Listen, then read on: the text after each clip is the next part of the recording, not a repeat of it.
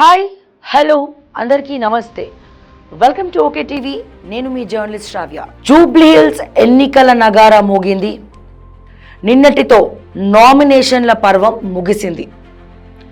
కానీ అసలు జూబ్లీ హిల్స్లో బీఆర్ఎస్ పార్టీ ఒకవైపు, కాంగ్రెస్ పార్టీ మరోవైపు, కొత్తగా బీజేపీ కూడా నిన్న నామినేషన్తో రంగప్రవేశం చేసింది. కానీ జూబ్లీ హిల్స్ ఉప ఎన్నికలో గెలుపు ఎవరిది అనే దానిపైన ప్రతి ఒక్కరిలో ఉత్కంఠ మొదలైంది. అంటే ఈరోజు స్క్రూటినీ చేస్తూ ఉన్నారు నామినేషన్స్ అన్నీ కూడా.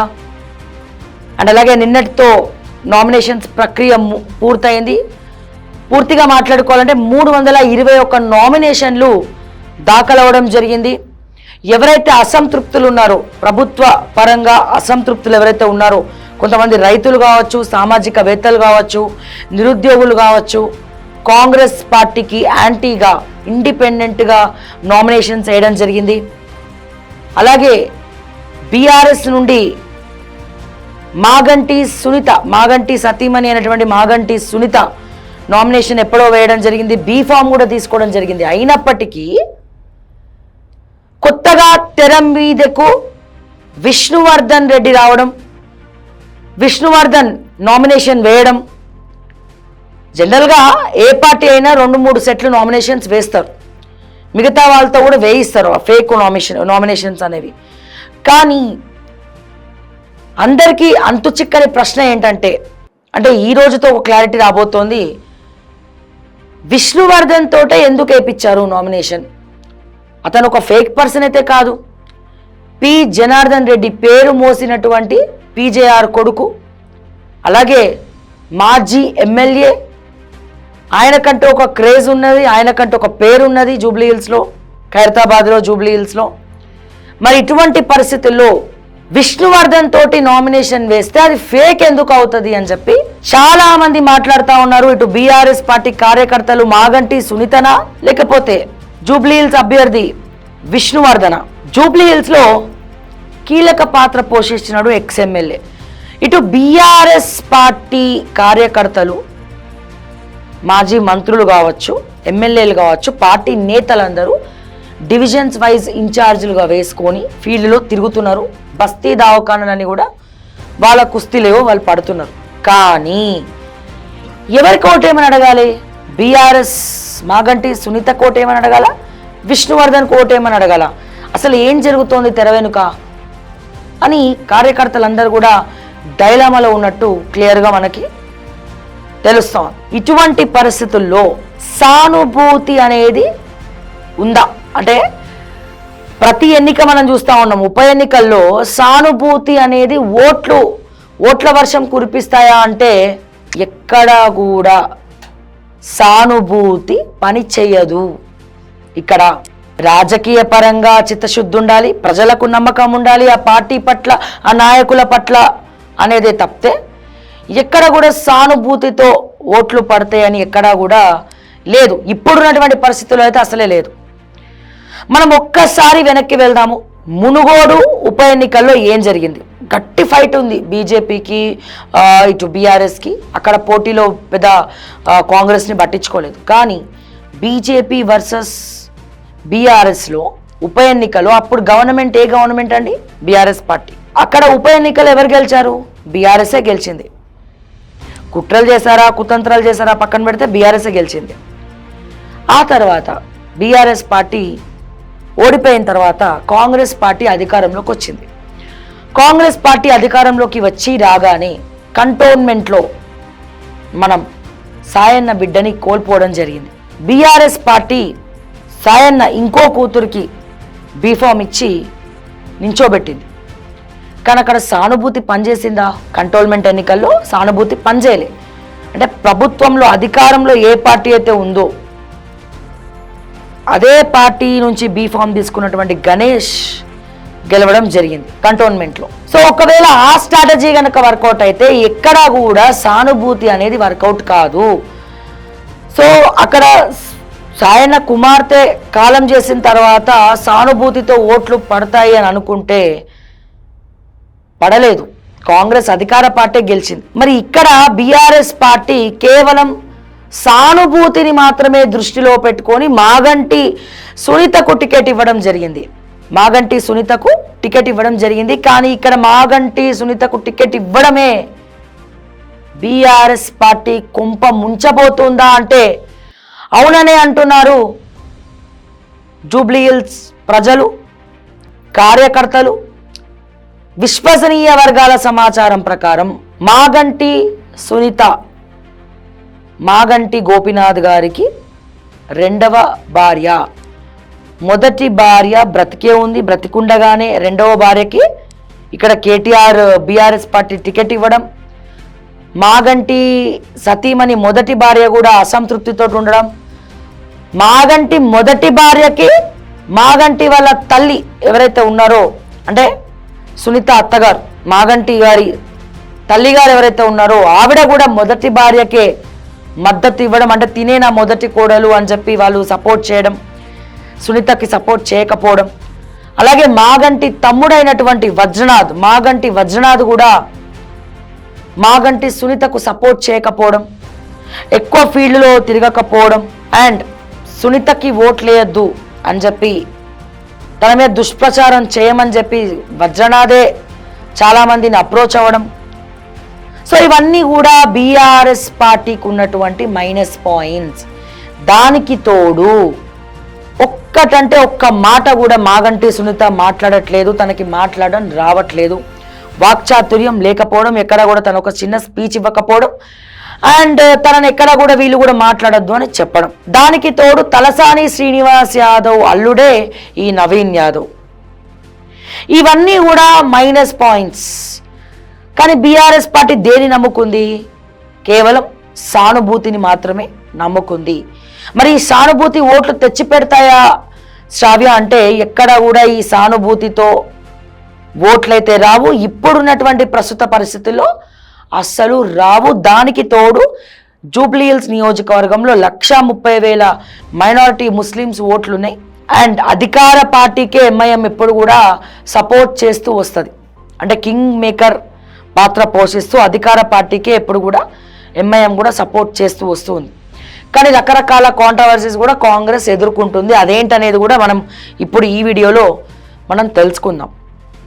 సో బీఆర్ఎస్ పార్టీకి ఉన్నటువంటి మైనస్లు ఏంటిదా నాయన అంటే మాగంటి సునీతకి టికెట్ ఇవ్వడం, సానుభూతి ఓట్ల వర్షాన్ని కురిపించకపోవడం, దానికి తోడు విష్ణువర్ధన్ నామినేషన్ వేయడం, నామినేషన్ వేయించిందే కేటీఆర్ అని విశ్వసనీయ వర్గాల సమాచారం.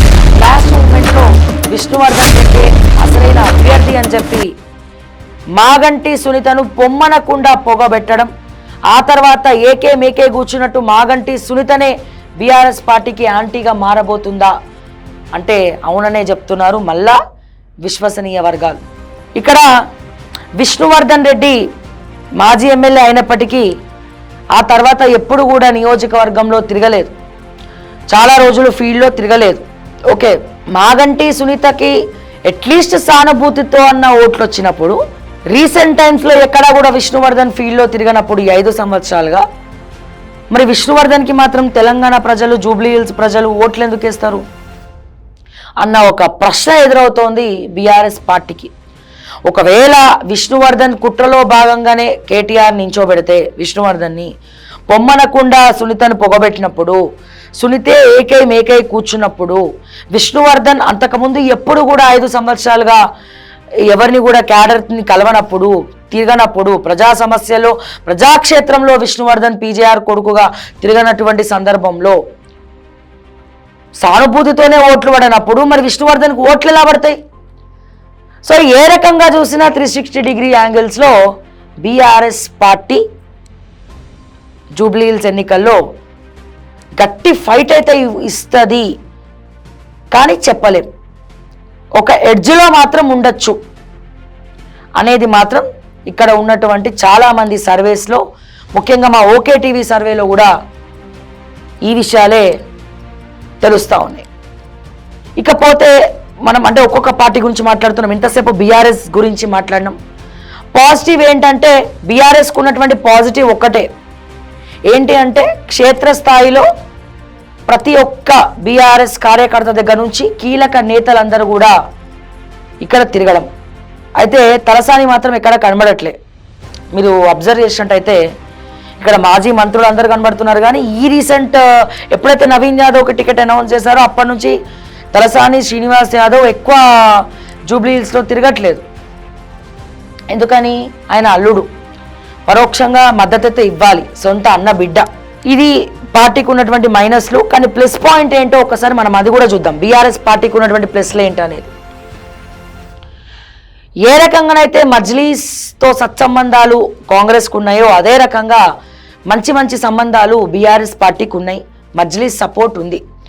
మాగంటి గోపీనాథ్ హిందువుల కన్నా కూడా జూబ్లీహిల్స్లో ఎక్కువ ప్రయారిటీ ముస్లిమ్స్కే ఇచ్చారు, మైనారిటీస్కే ఎక్కువ ప్రయారిటీ ఇచ్చారు, మైనారిటీస్కి అడిగిన వాళ్ళు అన్నీ కూడా చేసుకుంటూ వెళ్ళిపోయారని చెప్పి ఎక్కువ మాట్లాడుతున్నాం. అంటే మనం నెగటివ్ ఇంతసేపు మాట్లాడుకున్నాం, ఇప్పుడు పాజిటివ్ మాట్లాడదాం అనేది ఒక అంశం. అయితే నారా లోకేష్ కేటీఆర్ మంచి సన్నిహితులు. రీసెంట్ టైంలో కేటీఆర్ నారా లోకేష్ని కలిశాడట. ఎందుకని? మాగంటి చుట్టరికం దూరపు బంధువు నారా లోకేష్ చెప్తే, ఎందుకంటే ఇక్కడ అందరు కూడా సెటిలర్స్ ఉన్నారు, కమ్మ చౌదరీస్ ఎక్కువ ఈ జూబ్లీహిల్స్ నియోజకవర్గంలో సెటిల్ అయి ఉన్నారు. బట్ నారా లోకేష్ కనుక టీడీపీ ఒక మాట చెప్తే వన్ సైడ్ ఓట్లన్నీ కూడా బీఆర్ఎస్కి పడతాయి అనేది ఒక పాజిటివ్. ఓకే, ఒకటి నారా లోకేష్ ఓట్లు, నారా లోకేష్ చెప్తే కమ్మ సామాజిక వర్గం గనక సెటిలర్స్ ఓట్లేస్తే గంపగుత్తగా నారా లోకేష్ వచ్చి ప్రచారం చేసినా, లేకపోతే ఇండైరెక్ట్గా నారా లోకేష్ బీఆర్ఎస్ పార్టీకి ఓట్లు వేయండి అని చెప్పి ఇక్కడ ఉన్నటువంటి సెటిలర్లకు, ఆంధ్ర సెటిలర్స్ ఎవరైతే ఉన్నారో వాళ్ళందరికీ చెప్పిన వన్ సైడ్ ఓట్లన్నీ కూడా బీఆర్ఎస్కి పడతాయి. ఈ పార్టీకే కేటీఆర్ లోకేష్తో చాలా సీక్రెట్గా కలిసి మాట్లాడారు అని చెప్పి విశ్వసనీయ వర్గాల సమాచారం. ఇదొక ప్లస్ పాయింట్ అయ్యే అవకాశం ఉంది బీఆర్ఎస్ పార్టీకి. అలాగే కాంగ్రెస్ పార్టీ 420 హామీలు విఫలమైనాయి. మాటికి కరెంటు పోవడము, క్షేత్రస్థాయిలో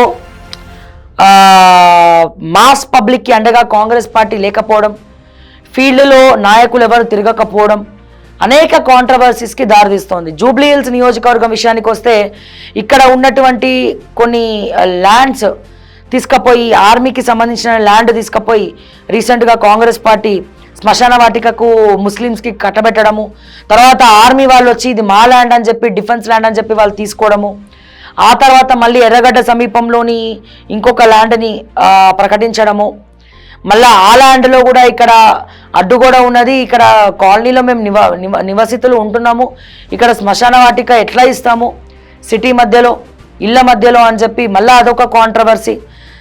సో ఈ కాంట్రవర్సీస్ అన్నీ కూడా బీఆర్ఎస్కి ప్లస్ అయ్యే అవకాశాలు మనకు ఎక్కువ కనబడుతున్నాయి. దానికి తోడు 420 హామీలో ఏ ఒక్క హామీ కూడా కాంగ్రెస్ ప్రభుత్వం నెరవేర్చలేదు. దానికి తోడు బస్తీలు నీట్గా లేవు. మొన్న వర్షం పడినప్పుడు కూడా మొత్తం నీళ్లు మునుగుతే కూడా ఏ ఒక్క నాయకుడు కూడా అందుబాటులో లేడు బస్తీలలో. అండ్ దీనికి తోడు ఇంకొక విషయం మనం కీలకంగా మాట్లాడుకోవాలి. కరెంటు కోత, మాటికి కరెంటు పోవడం, ఎక్కడ కూడా మున్సిపల్ వాళ్ళు వచ్చి నీట్గా మెయింటైన్ చేయకపోవడం, డ్రైనేజ్ సమస్యలు, మురికి కాలువలు, ఇవన్నీ కూడా ప్రభుత్వం ఎప్పటికప్పుడు పరిరక్షించకపోవడము దీనికి కారణం. ఇవన్నీ కూడా బీఆర్ఎస్కి ఎక్కువ ప్లస్ పాయింట్ అయ్యే అవకాశం ఉంది. అండ్ అక్కడక్కడ రోడ్ డ్యామేజెస్ కూడా కనబడుతూ ఉన్నాయి. సో కాంగ్రెస్ గవర్నమెంట్ ఇవన్నీ కూడా పట్టించుకోలేదు. దానికి తోడు మొన్న పి జనార్దన్ రెడ్డి ఇక్కడ లోకల్ కాదు అని చెప్పి కాంగ్రెస్ ఆస్పరెంట్ మాట్లాడడం, పొన్నం ప్రభాకర్ మాగంటి సునీతను ఆవేశంగా తిట్టడం, ఒక మాట మాట్లాడడం, ఇవన్నీ కూడా నెగటివ్స్ ఎక్కువ కనబడుతూ ఉన్నాయి. సో ఇవన్నీ కూడా బీఆర్ఎస్ పార్టీకి ప్లస్ అయ్యే అవకాశాలు ఉన్నాయి. ఎందుకంటే కాంగ్రెస్ గ్రాఫ్ అనేది ఇక్కడ పడిపోయింది. కాంగ్రెస్ పార్టీ గ్రాఫ్ అనేది ఈ 420 హామీలు, 6 గ్యారంటీలు లేకపోవడం, నిరుద్యోగ సమస్యలు, తర్వాత కరెంటు కోతలు, దానికి తోడు హైడ్రా, ముఖ్యంగా మనం మాట్లాడుకోవాల్సింది బస్తీలలోకి హైడ్రా వెళ్ళి అక్కడ హైడ్రా బుల్డోజ్ చేయడం, రీసెంట్గా అమ్మవారి టెంపుల్ని కూడా ఇక్కడ బంజారా హిల్స్ పరిధిలో అమ్మవారి టెంపుల్ని కూడా బుల్డోజ్ చేయడం, ఇవన్నీ కూడా బీఆర్ఎస్ పార్టీ గెలిస్తే గనక గెలుపుకి కలిసి వచ్చే అంశాలు. ఇవన్నీ బీఆర్ఎస్ పార్టీకి కలిసి వచ్చే అంశాలు. కానీ సునీతని చూసి ఓట్లు వేస్తారు అనుకోవడం మాత్రం బీఆర్ఎస్ పిచ్చితనమే అవుతుంది. అండ్ విష్ణువర్ధన్ రెడ్డిని పెట్టి విష్ణువర్ధన్ రెడ్డిని నమ్ముకుంటే విష్ణువర్ధన్ని చూసి ఓట్లు పడతాయి అనుకోవడం కూడా బీఆర్ఎస్ పార్టీ యొక్క పిచ్చితనమే అనుకోవచ్చు. కలిసి వచ్చే అంశాలు లోకేష్ చెప్పడము, ఎంఐఎం సపోర్ట్ తీసుకోవడము, అండ్ అలాగే క్షేత్రస్థాయిలో హామీలు ఇవ్వడం. కేటీఆర్ఏ స్వయంగా వచ్చి ఇక్కడ తిరుగుతే తప్ప మనం చెప్పలేం. ఇకపోతే మనం కాంగ్రెస్ పార్టీ విషయానికి వద్దాం. కాంగ్రెస్ పార్టీ అంశాలేంటి? ఎట్లాగో కాంగ్రెస్ పార్టీ గ్రాఫ్ పడిపోయింది. 420 హామీలు నెరవేర్చలే. శ్మశాన వాటికి అనౌన్స్ చేశారు, అది కూడా ఎక్కడేసిన గొంగలు అక్కడే ఉంది. మళ్ళీ అక్కడ కూడా కాంట్రవర్సీస్. కానీ ఇక్కడ నేను అక్కడికే వస్తున్నా. కాంగ్రెస్ పార్టీ ప్లస్ పాయింట్ ఏంటంటే ఎప్పుడు కూడా ప్రతి ఎన్నికలో ఏ గవర్నమెంట్ ఉంటే ఆ గవర్నమెంటే ఉప ఎన్నిక గెలుచుకుంటూ వస్తూ ఉంది. సో ఈ కోణంలో కనుక ఆలోచిస్తే కనుక కాంగ్రెస్ పార్టీ ఉప ఎన్నిక గవర్నమెంట్లో ఎవరుంటే వాళ్ళకే ప్రజలు ఓట్లు వేయాలనుకున్నప్పుడు ఇప్పుడు బీఆర్ఎస్ ఒకవేళ గెలిచినా వాళ్ళు ఏం చేయలేరు. కాబట్టి కాంగ్రెస్కే ఓట్లేద్దాము అన్న ఆలోచన కనుక ప్రజలకు ఉంటే కనుక వేస్తారు. కానీ 420 హామీస్ మాత్రం 6 గ్యారంటీలు మాత్రం ఫెయిల్ అయినాయి. అడ్మినిస్ట్రేషన్ టోటల్ ఫెయిల్ అయినాయి. ఎక్కడ కూడా క్షేత్రస్థాయిలో ఆఫీసర్లు కానీ మున్సిపల్ వర్కర్స్ కానీ తిరిగే ప్రసక్తి కనబడట్లేదు. రోడ్లని డ్యామేజ్లు కనబడుతున్నాయి. అయినా నవీన్ యాదవ్ మన మనిషి, మన లోకలోడు. ఇక్కడ ఎప్పటి నుంచో నవీన్ యాదవ్, ఇక్కడ విష్ణువర్ధన్ వర్సెస్ నవీన్ యాదవ్ ఉంటే కూడా ఎక్కువ ఏమి వినబడుతుంది? విష్ణువర్ధన్ రెడ్డి ఎప్పుడు కూడా క్షేత్రస్థాయిలో తిరగలే, క్యాడర్ని పరామర్శించలే, ప్రజల మధ్యలో తిరగలేదు. విష్ణువర్ధన్ ఎప్పుడైతే ఓడిపోయినాడో అప్పటి నుంచి ప్రజల మధ్యకు రాలేదు. కానీ నవీన్ యాదవ్ అలా కాదు. నవీన్ యాదవ్ కానీ శ్రీశైలం యాదవ్ కానీ వాళ్ళ ఇల్లు ఎప్పుడు డోర్స్ ఓపెన్ ఉంటాయి, ఎప్పుడంటే అప్పుడు రావచ్చు, ఎప్పుడంటే అప్పుడు పోవచ్చు. అందుకే కాంగ్రెస్ పార్టీ కూడా సర్వే చేసి మరి ఏరి కోరి రంజిత్ రెడ్డి లాంటి వాళ్ళు ఇంకొంతమంది టికెట్ ట్రై చేసిన నవీన్ యాదవ్కే ఎందుకు టికెట్ ఇచ్చాడు అంటే ఇక్కడ లోకలోడు మనోడు అనే ఫీలింగ్ ఇక్కడ యూసఫ్ కూడా పరిధిలో ముఖ్యంగా ఉంది. బోరబండ కావచ్చు, ఎర్రగడ్డ కావచ్చు, కొద్దిగా షేక్పేట్లో వీళ్ళకి వీక్గా ఉన్నా షేక్పేట్ మాత్రం కొద్దిగా కాంగ్రెస్ క్యాంటీగా ఉంది. బట్ మిగతా డివిజన్స్ చూసుకున్నట్టయితే నవీన్ యాదవ్ మనోడు అని ఒక ఫీల్ ఉంది. అంటే ఇక్కడ లోకలోడు రాబై మన లోకలోని గెలిపియాలి అని కొంతమంది, మన బీసీ అత్తని గెలిపియాలని ఇంకొంతమంది. అలాగే ఏ పంచాయతీలో వెళ్ళినా వీళ్ళు సామరస్యంగా పరిష్కరిస్తారు. అంటే ఏం లేనప్పుడే, పదవి లేకపోతేనే ఇంతగానం తిరిగితే పదవి ఉంటే ఇంకేం చేస్తారో అనేది నవీన్ యాదవ్కు ఉన్నటువంటి ఒక పాజిటివ్ అంశం. అంటే ఇక్కడ కాంగ్రెస్ పార్టీని చూసి ఓట్లు వేస్తలేరు ప్రజలు. ఒకవేళ ఇక్కడ ఓటేసే అవకాశం ఉంటే కాంగ్రెస్ పార్టీ 6 గ్యారంటీలు వేస్తే 6 గ్యారంటీలు గురించి మాట్లాడితే గనక చొప్పుల వర్షం కురిపించిన ఆశ్చర్యపోకర్లేదు జూబ్లీహిల్స్ నియోజకవర్గంలో. ఎందుకంటే 6 గ్యారంటీలని మనం ఇక్కడ చూడొద్దు. 6 గ్యారంటీలు ఫెయిల్ అయిపోయినాయి తెలంగాణ రాష్ట్ర వ్యాప్తంగా. మరి ఎవరిని చూసి ఓట్లు వేస్తారు ఇక్కడ జూబ్లీహిల్స్ నియోజకవర్గంలో తెలంగాణలో అంటే కేవలం నవీన్ యాదవ్ లోకలోడు, మనోడు. ఏ రాత్రైనా తలుపు కట్టచ్చు, 24/7 పోవచ్చు, శ్రీశైలం యాదవ్ ఇంటి గడప ఎక్కచ్చు అనే మనోడ్రబై నవీన్ యాదవ్ అనే ఒక్క పాజిటివ్ దాంతో తప్ప కాంగ్రెస్ పార్టీని చూసి మాత్రం ఓట్లు అసలే వేయరు ప్రజలు. కాంగ్రెస్ పార్టీని చూసి ఓట్లు అసలే వేయరు జూబ్లీహిల్స్ ప్రజలు. నవీన్ యాదవ్ మనోడు, మన లోకలోడు అన్న ఫీల్తోనే ఓట్లు వేస్తారు. ఎందుకంటే అంతకుముందు బస్తీలలో కావచ్చు ఒక కార్పొరేటర్ ఇంకో కార్పొరేటర్ పంచాయతీ పెట్టుకొని ప్రజల్ని ఇబ్బంది పెడితే వసూళ్ళ కాడ వాటి కాడ ఈ శ్రీశైలం యాదవ్ దగ్గరికి పోతే ఆ పంచాయతీలు తేలుస్తుండే, ఇంటికి వస్తే ఏదో ఒకటి చేస్తుండే బస్తీలలో అనే ఒక పాజిటివ్ మోడ్ ఉన్నది. ఇంకొంతమంది వీళ్ళు ఒక రౌడీ షీటర్ అది ఇది అని చెప్పి ప్రచారం చేసినప్పటికీ బట్ పక్కా లోకల్ అనే ఒక ఫీల్ తోటి నవీన్కి ఓట్లేసే అవకాశం అయితే కనబడుతుంది.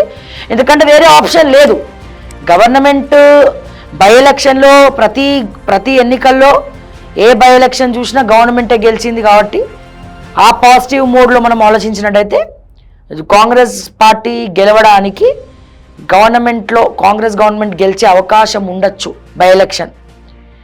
ఇంకోటి, కాంగ్రెస్ పార్టీ ఏ హామీ నెరవేర్చకపోయినా నవీన్ యాదవ్ లోకలోడు కాబట్టి మన లోకలోడికి ఓటేజ్ గెలిపించుకుందామన్న ఆలోచన రావచ్చు. అండ్ అదే రకంగా 1,30,000 ఓట్లు మజ్లీస్ ఓట్లు ఇక్కడ ఉన్నాయి. ఈ 1,30,000 ఓట్లు ఎంఐఎం ఎవరికి చెప్తే వాళ్ళకే వేస్తారు అనేది జోరుగా ప్రచారం జరుగుతోంది. అండ్ ఎంఐఎం ఎప్పుడు కూడా ప్రభుత్వానికే మద్దతు ఇస్తుంది. బీఆర్ఎస్ ఉంటే బీఆర్ఎస్కి ఇస్తుంది, కాంగ్రెస్ ఉంటే కాంగ్రెస్ ఇస్తుంది, రేపు పొద్దున బీజేపీ ఉంటే బీజేపీకే ఇవ్వచ్చు. సో ఈ కాన్సెప్ట్తో దానికి తోడు నవీన్ యాదవ్కి ఎంఐఎంతో కూడా కనెక్షన్స్ ఉన్నాయి. సో ఎంఐఎం పార్టీ గంపగుత్తగా వన్ సైడ్గా నవీన్ యాదవ్కి సపోర్ట్ చేస్తుంది. అట్లాగే ఎంఐఎం కూడా కాంగ్రెస్ పార్టీకి ఇప్పటి వరకు ఎంఐఎం నామినేషన్ అంత వేలే. సో దీని అర్థం ఏంది, ఈ 1,30,000 ఓట్లలో అట్లీస్ట్ 50% ఓట్లన్నా నవీన్కి పడే అవకాశం ఉన్నాయి. మాటిమాటికి నవీన్ యాదవ్ ఎందుకు అంటున్నా అంటే కాంగ్రెస్ పార్టీని చూసి నవీన్కి ఓట్లు వేయరు. నవీన్ యాదవ్ వ్యక్తిగతంగా ఇక్కడ తిరిగాడు కాబట్టి, లోకల్ ఓడు కాబట్టి నవీన్ యాదవ్కి కొద్దో గొప్ప ఓట్లు పడతాయి. ఇన్ఫాక్ట్ నవీన్ యాదవ్ వల్ల కాంగ్రెస్ పార్టీ గెలుస్తుంది, కాంగ్రెస్ పార్టీ వల్ల నవీన్ యాదవ్ గెలవడు. ఇది ఖచ్చితంగా కాంగ్రెస్ పార్టీ కూడా గుర్తుపెట్టుకోవాలి, నవీన్ యాదవ్ కూడా గుర్తుపెట్టుకోవాలి. సో అది కూడా ఎక్కువ ఓట్లతో గెలుస్తాడా? లేదు. బీఆర్ఎస్ వర్సెస్ కాంగ్రెస్ గట్టి ఫైట్లో అతి తక్కువ ఓట్లు అంటే ఒక 10%, మినిమం 10% to 15% ఓట్ల మధ్యలోనే నవీన్ యాదవ్ కానీ బీఆర్ఎస్ కానీ ఒక గట్టి ఫైట్ ఇచ్చి ఎడ్జ్లో గెలిచే అవకాశం ఉన్నది. అంటే ఒక 10% ఓట్ల తేడాతోనే గెలిచే అవకాశం ఉన్నది. దట్టు ఎడ్జ్లో అతి తక్కువ ఓట్లు, ఆ 10% కూడా మన లోకల్ అన్న ఒక కాన్సెప్ట్ తోటి ఓట్లు పడతాయి. అందులో ఈ కాంగ్రెస్ పార్టీ హైడ్రాన్ తీసుకొచ్చి బస్తీలలో తిప్పి పెద్ద విధ్వంసమే చేసింది. ఇకపోతే మరి బీజేపీ పరిస్థితి ఏంది శ్రావ్య? బీజేపీ పార్టీలో కొట్టుకోవడమే సరిపోతుంది. కొత్తగా కాంగ్రెస్లో ఎలా అయితే కొట్లాడుకుంటున్నారో బీజేపీలో అలా కొట్లాడుకుంటున్నారు. దానికి తోడు తెలంగాణ రాష్ట్ర వ్యాప్తంగా ప్రజా సమస్యలపైన బీజేపీ పట్టు కోల్పోయింది. కొద్దో గొప్ప మాట్లాడాల్సినటువంటి బండి సంజయ్ గారు కేంద్ర సహాయక శాఖ మంత్రిగా మొత్తం దేశమంతా తిరుగుతున్నాడు. తెలంగాణలో ఉన్నటువంటి ఏ ప్రజా సమస్యల్ని కూడా బండి సంజయ్ పట్టించుకోవట్లే. కిషన్ రెడ్డి సెంట్రల్ మినిస్టర్ కాబట్టి కిషన్ రెడ్డి కూడా పట్టించుకోవట్లే. సో మంచి వాక్చాతుర్య నేత బీజేపీ అధ్యక్షుడిగా వస్తాడేమో అనుకుంటే బీజేపీలో రామచంద్రరావుని తీసుకొచ్చి పెట్టినారు. రామచంద్రరావు గారు వచ్చినప్పటి నుంచి కూడా అన్ని గొడవలే ఉన్నాయి అన్ని కాంట్రవర్సీస్కి కూడా దారి తీస్తుందన్న టాక్ జోరుగా ప్రచారం జరుగుతోంది.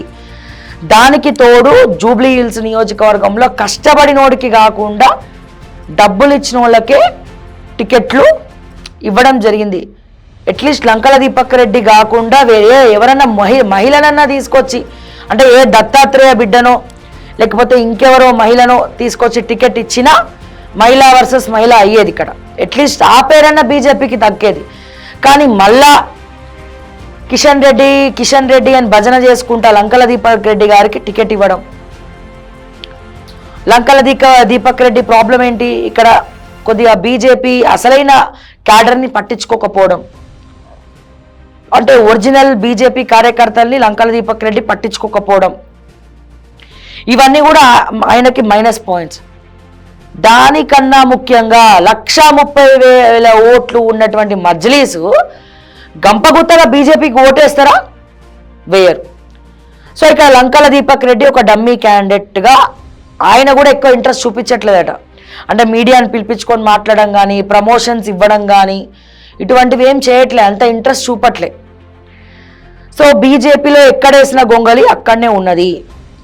ఏదో నలుగురితో పాటు నారాయణ ప్రచారం చేయాలి కాబట్టి నామినేషన్ వేయాలి, పార్టీ ఉంది కాబట్టి ఉంది అన్నట్టుగా మమ అనిపించుకునే పరిస్థితిలో బీజేపీ ఉన్నది. బట్ గట్టి ఫైట్ జూబ్లీ హిల్స్ ఎన్నికలో బీఆర్ఎస్ వర్సెస్ కాంగ్రెస్. ఎందుకంటే మజ్లీస్ ఓట్లేస్తే వీళ్ళిద్దరికి వేసే అవకాశం ఉన్నది, కానీ బీజేపీకి అంత స్కోప్ అయితే లేదు. బీజేపీ ప్రస్తుతం 3rd ప్లేస్లోకి ఉన్నది. ఈ మాట చెప్తే బీజేపీ లీడర్స్ కుచ్చుకున్నట్టు అవుతుంది, కానీ వాళ్ళకి కుచ్చుకోవాలని నేను కూడా మాట్లాడుతున్నా. ఎందుకని కార్యకర్తలు కష్టపడుతున్నంత నేతలు మాత్రం కష్టపడట్లే, వాళ్ళ వ్యక్తిగత పనులు చేసుకుంటున్నారు. 8 మంది ఎమ్మెల్యేలు ఎక్కడ ఫీల్డ్లో తిరగట్లే, 8 మంది ఎంపీలు ఎక్కడ పనిచేయట్లే. సో ఇంకా ఓట్లు రావాలి అంటే ఎట్లా వస్తాయి? ఒక రకంగా బీఆర్ఎస్లో అందరూ కార్యకర్తల దగ్గర నుంచి ఎమ్మెల్యేలు మాజీ మంత్రులు అందరూ తిరుగుతూ ఉన్నారు. మరోపక్క కాంగ్రెస్లో కూడా మొత్తం టికెట్ అనౌన్స్మెంట్ కాకముందే నవీన్ యాదవ్ జోరుగా లోకల్లో తిరుగుతూ ఉన్నాడు. కానీ బీజేపీ మాత్రం ఇంకా ఎటువంటి ప్రచారం స్టార్ట్ చేయలేదు. ఏ ధైర్యంతో స్టార్ట్ చేయలే? ఎట్లాగో ఓట్లు పడవు, మజ్లీస్ ఓట్లన్నీ అక్కడ పడతాయి కాబట్టి. దానికి తోడు ఇంకా అసలు ఏం డిసైడ్ కాలేదు. దానికి తోడు ఓసీని తీసుకొచ్చి ఇక్కడ టికెట్ ఇవ్వడం జరిగింది. అండ్ దానికి తోడు ఒక మహిళను పెట్టినా బాగుండేది. దానికి తోడు మైనార్టీ ఓట్లు బీజేపీకి రావు. దానికి తోడు అధ్యక్షుడు రామచంద్రరావు గారు మరి ఎక్కువ మాట్లాడలేకపోతున్నారు. ఆయన మరి చూడాలి ప్రచారంలో మరి ఎవరెవరు తిరుగుతారు, ఏం చేస్తారు అనేది మనం కూడా వేచి చూడాలి. కేవలం డబ్బులు ఇచ్చి ఏదో ఈయన కిషన్ రెడ్డి వల్ల కొద్దిగా టీడీపీ బ్యాచ్ కాబట్టి టీడీపీలో లాబింగ్ చేసుకోను ఇంకేదో చేసుకోను కొద్దిగా ఇక్కడ కిషన్ రెడ్డికి చేదోడు వాదోడుగా ఉన్నాడు కాబట్టి కిషన్ రెడ్డి దగ్గరుండి లంకల దీపక్ రెడ్డికి టికెట్ ఇప్పించిండన్న పేరే తప్ప ఏ రకంగా కూడా బీజేపీకి ఇక్కడ ఓట్లు పడతాయని మాట్లాడుకోవడం వేస్ట్. అట్లీస్ట్ ప్రజా సమస్యల గురించి బీజేపీ ప్రశ్నించి ఉంటే, మాట్లాడుంటే, క్వశ్చన్ చేసి ఉంటే అట్లీస్ట్ ఒక ఫైట్లోనైనా ఉండేది. కానీ ఎన్నడూ కూడా ఈ 2 సంవత్సరాల నుండి ఒక కాంగ్రెస్కి బీజేపీకి మధ్య ఒక సీక్రెట్ రిలేషన్షిప్ నడుస్తున్నట్టే ఉంది తప్పితే సిండికేట్ లాగా ఎక్కడ కూడా ప్రజా సమస్యలలో బీజేపీ మాట్లాడింది లేదు, కొట్లాడింది లేదు. సో అందుకే అది ఫైట్లో కూడా ఎక్కువ ప్రజలు దాని గురించి ఎక్కువ మాట్లాడుకోవట్లే ఇప్పుడున్నటువంటి పరిస్థితుల్లో. నిన్నేదో చాలా రోజుల తర్వాత బండి సంజయ్ గారు వచ్చి ఆవేశంగా ఖబర్దార్ బిడ్డ చూసుకుందాం అన్నంత మాత్రాన ఇమీడియట్గా ఓట్లు పడతాయి. కొద్దో గొప్ప మాట్లాడాలి కాబట్టి బండి సంజయ్ గారు కూడా ఆవేశపూరితంగా నిన్న ఏదో కొద్దిగా స్పీచ్ ఇచ్చి వెళ్ళిపోయినారు. బట్ బీజేపీ ఇక్కడ గట్టి పోటీలో లేదు.